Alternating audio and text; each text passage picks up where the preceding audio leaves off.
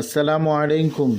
பேரன்பிற்குரிய பெருமானார் ஸல்லல்லாஹு அலைஹி வஸல்லம் அவர்கள் என்ற தொடரில் இன்றைய நாள் ஸல்லல்லாஹு அலைஹி வஸல்லம் அவர்கள் நமக்கு காலணி அணிகின்ற முறையை சொல்லி தந்தார்கள். அபூ ஹுரைரா ரதியல்லாஹு அன்ஹு அவர்கள் அறிவிக்கிறார்கள், அல்லாஹுவின் தூதர் ஸல்லல்லாஹு அலைஹி வஸல்லம் அவர்கள் கூறினார்கள், உங்களில் எவரும் ஒரேயொரு செருப்பை மட்டும் காலணியை மட்டும் அணிந்து கொண்டு நடக்க வேண்டாம். அணிந்தால் இரு காலணிகளை அணியவும், கலற்றினால் இரண்டையும் சேர்ந்தால் போல் கலற்றி கொள்ளவும் என்று ஸல்லல்லாஹு அலைஹி வஸல்லம் அவர்கள் கூறினார்கள். தகுந்த காரணம் இன்றி ஒரு காலில் மட்டும் செருப்பு அணிவது வெறுக்கத்தக்க செயலாகும்.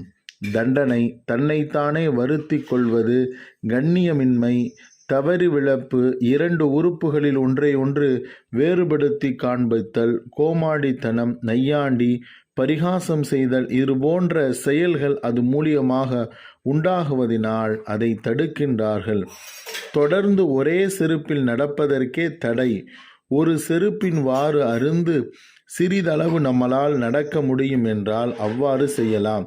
நபி ஸல்லல்லாஹு அலைஹி வஸல்லம் அவர்கள் ஒற்றை செருப்பில் நடந்ததாக ஆயிஷா ரதியல்லாஹு அன்ஹா அவர்கள் அறிவிக்கின்ற ஒரு ஹதீஸில் நாம் பார்க்கின்றோம். அப்படியானால் நிர்பந்தமான ஒற்றை செருப்பணிந்து நடக்க வேண்டும் என தடை செய்துவிட்டு நபி ஸல்லல்லாஹு அலைஹி வஸல்லம் அவர்களே அவ்வாறு நடந்திருப்பது என்பது தவிர்க்க இயலாத சூழ்நிலையாக இருக்கும். அல்லது இது தடை ஹராம் என்பது அல்ல, நாம் தவிர்த்து கொள்வது நமக்கு நன்மை என்பதினால் ஸல்லல்லாஹு அலைஹி வஸல்லம் அவர்கள் அவ்வாறு கூறியிருக்கலாம். அன்பர்களே, ஸல்லல்லாஹு அலைஹி வஸல்லம் அவர்களுடைய நடைமுறை என்பது மனித வாழ்விற்கு கண்ணியத்தையும் உயர்வையும் பெற்றுத்தரும்.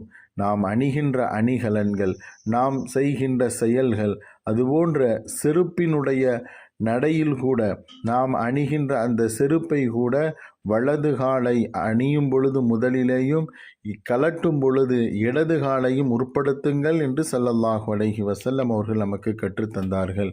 இதுபோன்ற சுன்னத்தான நடைமுறைகளை பின்பற்றுவோம். அஸ்ஸலாமு அலைக்கும்.